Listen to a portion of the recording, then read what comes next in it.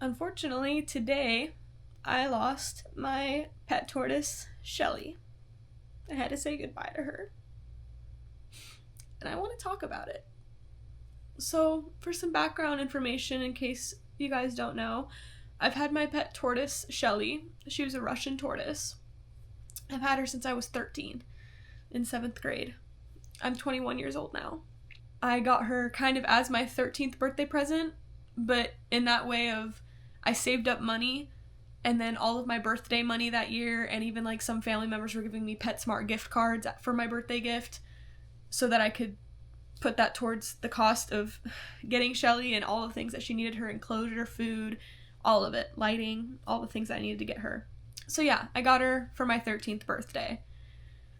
I wanted a tortoise so bad. Originally, I had thought I wanted an aquatic turtle, and this all started because my grandparents' next door neighbors had aquatic turtles, and so every time we'd go over to my grandparents' house, me and my brother and my cousins, we would go over to their house and see their turtles, and I just thought they were the coolest thing ever.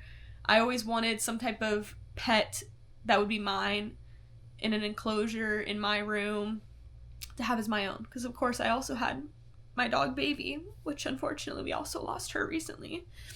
And I wanted to make a video about her, and I probably will still eventually, but it was really hard when we lost her. We lost her in March. We had our pet dog Baby, but that was our family dog, and I really wanted a pet of my own. So I told my parents that. And then I at some point switched over to wanting a land tortoise, a tortoise that's not in the water. And so I started doing my research and told my parents that I really wanted to do this, and they said, okay, if you do all the research and you figure out the type of tortoise you want, everything that it would need, you can do it, but it's your pet. You're the one that's going to be taking care of her. I say her now because she was a girl. And so I went for it and I did it. And that's there, I'm sure many of you have probably seen the video that's up on my channel the day I got her. I was so excited. With that being said, I was a kid. I was 13.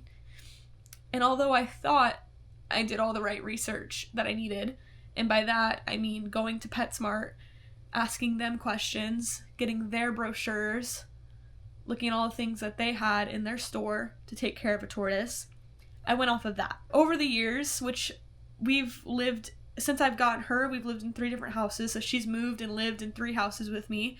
I've had her through my middle school, my high school years, and now a lot of my college years. Over the years, I've learned a lot. I did a lot more research as I got older and started realizing some things and thinking differently. I learned a lot. Eventually, I think I started with a 40-gallon tank, I want to say. That might not be right. That sounds right in my head, but I actually don't know it. I started with a glass tank, like an aquarium, because that's what PetSmart told me was okay for her. And for when they're babies, it is okay, but shortly, once they start growing, you have to get a bigger enclosure. I didn't learn that for a long time. I kept her in that glass tank up until this house. So like I said, I think I got her newer enclosure in 2023, right after I graduated high school. So for years, I kept her in that glass tank. And I realized after time that it was too small for her, and I wanted to make that better. So I did do a lot of research and realized that glass tanks are not that great for them over time because the reflection, they can't see their own reflection, or they don't understand the concept of their reflection. It can stress them out to see the reflection in the glass, not know that there's glass there and constantly hit the glass, all those things. I did that research, and I learned that something like a tortoise table or box of some sort is better for them than the glass. So eventually I did. I purchased a much bigger than what she had before enclosure. It was a wooden tortoise table. It was 2 stories. It had a ramp because I learned that she loved to climb. She had this little log hideaway that she used to sleep in and like to get for the darkness, but then she also really liked to climb up and down it. So I took that into account, and when I picked out her enclosure, I got one that was 2 stories and it had a ramp for her to go up and climb up and down, and she loved that. She would go up and down it 1,000 times a day. It was very loud. Over time, I did start to realize some things or think about some things and say, is this right? Am I doing this right? Should I keep doing this? And I started doing research on my own, looking up things on like Reddit, the tortoise forums, social media, TikTok, like looking up for other reptile owners, people who have the experience and I can learn from. And there were just so many things that I later in time, and like I said, by this I mean in the last 2 years. I've had her for 8 to 9 years since I was 13 and I'm now 21, so the math on that. And like I said, I'm talking the last 2 to 3 years of being in this house with her new enclosure. That's when I started to really realize some things and doing more and more research on things that I had no idea about for all of the years that I had her. Things like the correct diet, even. For a long time, I pretty much only fed her romaine lettuce, because that was the lettuce that we would buy as a family for our dinners and our food, and so I would just give her that because I was like, it's lettuce, she likes it, she'd always eat it. I thought that was good enough for her. Also because when I first got her, I bought the little like food pellets that PetSmart recommended to me, and she never touched those. She did not like anything that was store-bought like pellets. I tried like 3 different kinds, and none of them she ever liked, whether they were dry, moist in water. She just never touched them. She only liked lettuce. So I just kind of went with that, and I would pretty much only feed her lettuce. And a few times here and there, I would experiment and give her other things like collard greens, mustard greens, green leaf lettuce, like all the different kinds. But even then, like I said, for the most part, I pretty much only gave her store-bought produce from the grocery store because I thought that was okay. And she ate it. She always ate it. She loved it. I wasn't realizing all of the things that she was lacking in her diet because I was never told. I was never told by PetSmart, and unless I go looking for it or know where to look for the correct information, I just didn't know. So she lacked a lot of things in her diet. She lacked vitamin A. She lacked a lot of calcium because, again, didn't know that I should be dusting her food with calcium a few times a week, or have things in her enclosure like cuttlefish bone. I don't know what exactly it's called, but they're like these white things that you could put in their enclosure that, 1, is good for their calcium, and 2, helps them trim their beak down. Ding, ding, ding. Another thing that I did not know about for a very, very, very long time. Like I said, until these last few years, I had no idea that their beaks can overgrow. I didn't even know that tortoises had beaks. I just realized one day looking at her, I was like, dang, her beak has grown so much. And like I said, I didn't even know what to call it a beak at this point. I said her nose. Her nose had grown so far down that I was like, she visibly looks different from the day that I got her. I started looking at old pictures and old videos of like the first few years with her, and I was like, wow, she looks significantly different. What does this mean? I looked it up and I realized, oh wow, her beak's supposed to be naturally getting trimmed down by having rocks in her enclosure, feeding her on a rock plate that helps naturally sand it down. Same thing with her claws. All of these things I had no idea about. And this is why I wanted to make this video, because 1, I'm really sad. And I'm really angry. I'm really mad with myself for not catching on to a lot of things a lot sooner, to where it had to come down to this today. And I wanted to make this video to educate, to share with others who are either interested in getting a reptile, who already have a reptile, and I guess not a reptile, a tortoise, because I don't have experience with lizards or snakes. But in general, reptiles are considered exotic pets that require specific care that unfortunately a lot of them don't get because of the lack of education.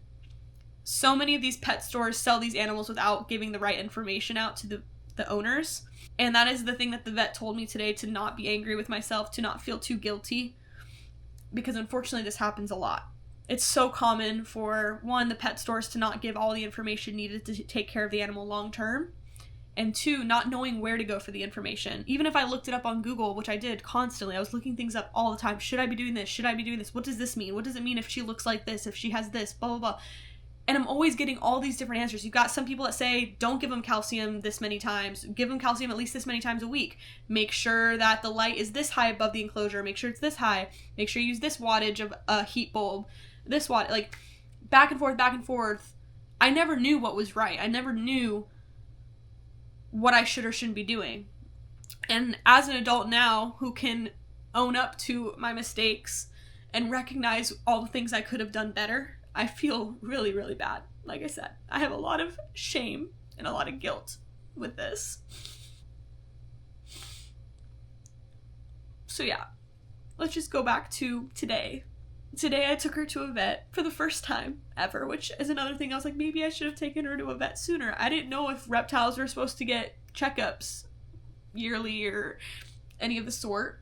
With everything that I may have noticed with her, she always ate. Every time I fed her, she ate it all. And she was a very active tortoise. Everyone in the house could hear her. She'd go up and down that ramp. She'd be climbing. She was very loud. She moved a lot.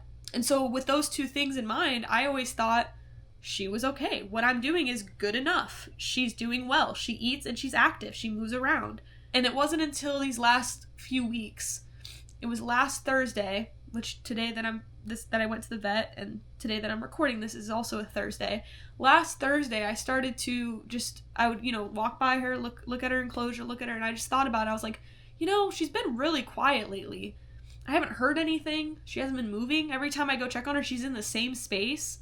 She pretty much was just laying in the same spot for days. She wouldn't move, because before, like I said, she'd go up and down this ramp, but even if she didn't, she'd move around within her enclosure. At night, she'd go into her log, and that's where she'd sleep, and then during the day, she'd come out to her basking spot and to where I'd feed her, and that was that. She moved. But I realized that she had been in the same spot for days, and the food that I had been bringing up, the lettuce and stuff that I'd been bringing up for her to eat, she hadn't touched. And I was like, wow, that's not normal. Like, she always eats. Every time I feed her, she eats it all. She likes to eat, And so I started to pay close and closer attention to her every single day. I was giving her warm soaks every day for 20 to 30 minutes at a time, which also, soaking. Didn't know that was so important. Whenever they told me to have a water bowl in her tank, when I bought her at PetSmart, I thought it was like a dog, like a water bowl to drink out of. Didn't realize that the water bowl has to be large enough and shallow enough for her to fully submerge herself in, to soak in. I had no idea about that for years until I finally, I don't even know where I came across that, where I saw it to finally realize that was a thing. So for years, she was going without soaking. She never really made it a habit to soak on her own until I started giving her soaks myself, putting her in the bathtub, soaking her in warm water for myself. So I realized that she's most likely very dehydrated because she's not getting the proper soaking and the proper water that she should be getting, because she never made a habit of it. Because I had always, and eventually I did buy her a bigger water bowl that she fit inside of so that she could soak, but she never built that habit from the day that I got her. For years, she didn't soak herself because I didn't have a large enough bowl for her to soak in. So she never built that habit herself until I started giving her soaks. So then anyway, this last week, I was trying to give her soaks daily because I was like, maybe she's dehydrated. Maybe she's feeling either cold or warm in her enclosure. So I was like, maybe giving her a warm soak will regulate her body, regulate her digestive system. Maybe that'll get her to eat. Maybe she's a little backed up and maybe she just needs to, because when you put that's the other thing that's good about soaking. One is their hydration, but also it helps with their digestive and urinary system, because when they're in the water, it naturally allows them to poop and pee. Again, things I did not know for a very, very long time. These are things that I figured out over the course of time doing my research later, once I started to pick up on these things. So yeah, these past few days, the past week, I've been giving her daily soaks. I've been taking her outside to get some natural sunlight and having her the natural warmth outside. And every time I'd offer her food, she just wouldn't eat it. I even tried hand holding it for her, if she's too weak to really grab at it herself and take bites out of it, really just stick it right in front of her mouth for her so it'd make it as easy as possible, and she just would not even eat it. I basically, with all this stuff, I made the decision. I was like, I need to take her to a vet. It's time. I've ignored too many things in the past, or I've thought things were okay, but they weren't. And now it's obvious that there's something wrong. It's clear as day. She's not eating. She's not moving. She basically sits in the same spot all day, keeps her eyes closed. If she could open her eyes. Because for a while I was like, oh no, does she have an eye problem? She's not opening her eyes. She's keeping her eyes closed. But when I looked that up, again, there's a million different answers on the internet. There's things like she could have a vitamin A deficiency. She could have an eye infection. She could have a respiratory infection. There's all these answers, and I don't know what it is. So I thought there's something wrong with her eyes, but she ended up being able to open them and blink and just fine. So I was like, okay, that gives me hope. And when I would take her into the soak in the bath, or when I would take her outside, she would still move around. She could move all of her legs. She could move her head around. She could blink. So I was like, okay, she's still responsive to touch. She's still responsive to me talking to her. Okay, maybe she really is just lacking calcium, lacking some vitamins. Maybe they can give her an antibiotic if she's sick. I think she still has some hope. I think I can turn this around and do better things for her. I'm going to take her to the vet, get her in better health, and I'm going to do everything right. I'm going to make sure I get all the right supplements, get all the right diet, do everything right. Because there's been so many years that I've been lacking stuff and missing things, and really just not caring enough to do more. Like I said, for a long time I did the bare minimum, and I recognize that. So yeah, I had her vet appointment today, took her in. Like I said, I knew there was a lot wrong with her. There was a lot. And I was fully prepared to be told that there was a lot wrong with her and that there was going to be a lot of things that she was going to need. I was expecting to spend money on whatever testing or medicine or whatever they had to give her. But basically, and the vet was amazing. She was so sweet. So that's also one thing I will say is I was, like I said, I felt very ashamed. I felt guilty. I knew that because of some things that I've been lacking or not doing correctly, she's suffering. And so I was scared to go to a vet. I was scared for what they were going to tell me. I was scared they were going to shame me. and tell me how awful I am. But she was very, very nice. She told me that I can't blame myself for all this. This is so common with reptiles. Unfortunately, kind of what I said before, I think I did already say this, but this is what the vet told me, was when you get them in the first place, more times than not, you're not told all the right things. You're not educated enough to take care of them from the start. And then if you don't know, you don't know. If you don't know where to look for the information, how are you going to find it? If people aren't telling you how to do things right, how are you going to know? She said it's so common for reptiles to unfortunately not live the long lives that they're supposed to, because a Russian tortoise should live at least 50 plus years. She only got just under 10. She said it's so common for reptiles to not live their full, happy, healthy lives, because it's just unfortunate, but it is what it is. People don't know how to take care of them right. And she's like, you're not alone. You're not the only one. It's very common. And she said reptiles are such resilient animals that they can go so long without showing any signs of sickness or weakness that normally by the time you can recognize it and realize it, it is too late, because they've been sick for months for it to get this bad. And so again, she reassured me and told me that it's not your fault. It is a very real thing that happens very often. And so basically, the things that she told me were, I feel so bad about it. Her shell was soft. I had no idea. I didn't realize. I would touch her shell daily, but I guess I didn't know how to check for a soft shell, because to me it felt hard, but she pressed down on spots and you could see the shell indent a little bit, which it's not supposed to do that at all. It's supposed to be hard as a rock. You can't push down on it. It's like bone. But her shell was a little soft, and she said that basically means bone disease. I think that's the simple version. She said a much longer version, but bone disease. And she was at such a far stage of it that there's not really any coming back from it. There's not really a way to get better from it. Along with all the other issues she had, she was very weak, because again, she hasn't been eating for probably at least 2 weeks or more. She was very weak. Her tongue was pale. It wasn't pink like it was supposed to be. It was very white looking. Her back legs were very weak. She couldn't hold up her weight with all fours. Like, tortoise legs are supposed to be very strong. You touch them and they retract into their shell, and like you can't pull them out. Her legs, she just kind of let them rest there. She could still move them, like I said, and she could use her front legs to pull herself around, but her back legs, even though she could move them, they weren't strong enough to hold herself up and to move the way she was supposed to. So with all of that, she was very weak. She was very sick. And a lot of the issues, she said there's all these things that we could do to try to help her. Things like a feeding tube, which would require a surgery to insert it and do all that. A feeding tube. Something about, she said, a catheter to help with her fluids. And then like a bunch of supplements and vitamins and all these things that we could like force feed her. But she's like, even with all that stuff, which is very aggressive and puts a lot of stress under her, she probably would never get back to a full happy life, healthy life. She's basically too far sick to get better. And just hearing that out loud really broke my heart, because I felt so terrible. Because like I said, I went into this hopeful. I went into this thinking that, yes, I know she's bad. I know there's a lot of things wrong with her. But I was hoping that there'd be antibodies and medicine and supplements and things that I could give her, that I could slowly nurse her back to health and get her back to where she was supposed to be, so that I could now full on do everything right. I was so ready to turn this around and do all the right things.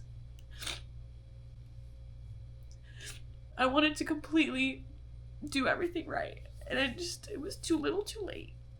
So yeah, I'm making this video to share because, like I said, I do feel really terrible about it right now.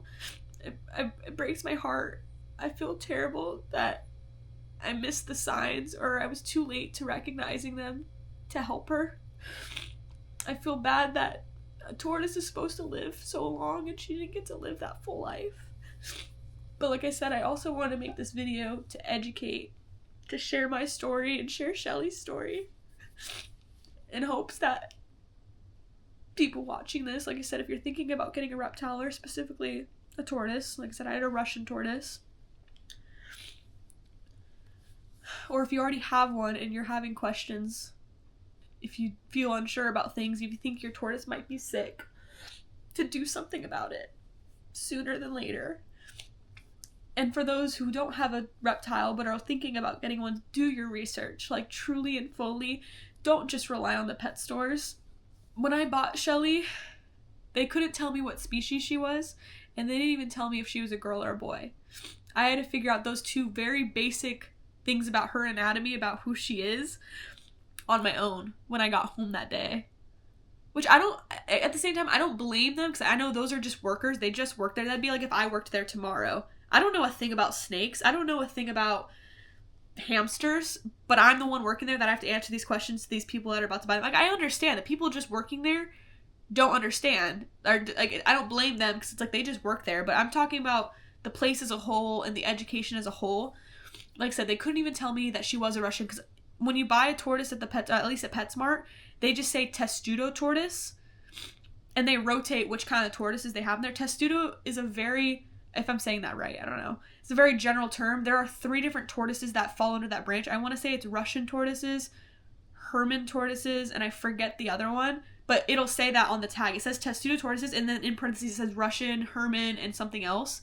So you have no idea which one you're actually getting when you're, like, looking at it at the store. And like I said, they couldn't even tell me. They're like, oh, I don't know, testudo tortoise is what it says.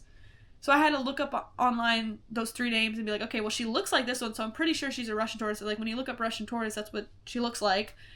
And then I had to figure out if she was a girl or boy, which, by the way, is by looking, there's a lot of different things, but one of the main ones is their tail. Girl tortoises are specifically Russians, but for most of them, very small, triangular tail. Like, this is her shell. It just sticks out like a perfect little triangle. It's shorter. Male tortoises have much longer tails that are thicker and longer, and they normally bend off to the side, kind of like an L shape, because they do use their tails for mating. So the males have longer tails, and the females have shorter. So anyway, after doing all that research, when I got home that day, I realized I'm pretty positive she's a girl. And as she grew, I kept checking her tail just to make sure, because, her name was Shelly, and I called her a girl all along, and I was like, what if she's a boy all this long? But I was pretty positive till the end that she was a girl. And they will tell you, oh yeah, feed them this, use this glass tank, use this, like very bare minimum things. But like I said, they didn't tell me that make sure that her beak's getting worn down naturally over time, otherwise you'll have to go to the vet and have them trim it down manually. Make sure her claws are getting trimmed down. Make sure you're putting calcium on her food. Make sure vitamin A, these are the ways you can give vitamin A if she has a deficiency. Like, all these little things that I just had no idea about for so long, that she went so long without these things. And like I said, habits that I made with her for so long, for years, that it felt hard to, when I finally realized in the more recent years, it felt hard to establish those habits or start doing those things. She's never eaten calcium before, so why would she want to eat it now? Like I said, if I dusted it on her lettuce, she would eat it, because she would just eat the lettuce and it was on there. But when I started putting these cuddle bone things in there, apparently there's tortoises out there who love them. They're like a little snack to them. They chew on them all day, and I'm like, great, they get their calcium. Shelly would not touch them, because I never made it a habit in the first place for her to eat those and to munch on them, Yeah, I don't know what else there is to say, but just really, really do your research. Look into all the things. Talk to other tortoise owners who've had tortoises. And don't be like me. Don't be ashamed to get help when you recognize that help's needed. There were little things along the way that I was like, I don't think that's right. I think this could mean something. But again, I told myself, I justified and said, she eats, she's active, she seems okay to me. But I tell myself now that maybe if I would have tried a vet sooner, even if I just went to a vet for a checkup to learn, is it okay if I'm doing this? Should I be doing more of this? Is this right? Maybe I would have learned sooner, So, yeah. Like I said, I do feel really guilty. I feel really shameful that her life was cut so short. I did really care about her, and I did really love her, and I just wish that I could have done better. But there's nothing I can do about it now. I know that she's better off with making this decision, because that's what the vet also said, is that reptiles take a very, very long time to die naturally. They'd have to suffer for so long to finally give out on their own. Like, if I would have taken her home and tried to help her and tried to do these things, like, she would have still suffered in the long run, and it just wouldn't have been worth it. It's better to just help her go peacefully now instead of dealing with all of that. And I just, like I said, I am grateful to the vet. She was very nice to me. I was so scared that I was gonna get shamed or like told how badly I was doing, but she reassured me that it's not just me. This happens so often. And she said that the fact that I took her to the vet and I didn't just ignore it and let her sit there for more weeks and more months suffering, I recognized how bad it got and I took her in. And so she's glad that I took her in, and it just shows that I do care. So yeah, I think that's all I really have to say. I don't really know if I got all my points I wanted to get across, but like I said, I just wanted to share my story because I am sad about it and I'm angry with myself and I feel terrible. But like I said, I also wanted to share it as a way to educate and tell others, just make sure you do all the right things. Make sure you do the real research and don't just rely on what PetSmart or Petco or wherever else you can get a tortoise, what they tell you. And to parents watching, if your child wants a pet, great. But make sure you guys know what you're getting yourself into. Because like I said, a reptile is an animal that is supposed to live 50 plus years. Well, sorry, a tortoise. I don't know about all reptiles, but most reptiles have very long lifespans. But I know tortoises are obviously one of the ones that are, depending on the species, 50 to 100 years. It is something that you are getting yourself into for a long time. You want to make sure you're doing it right.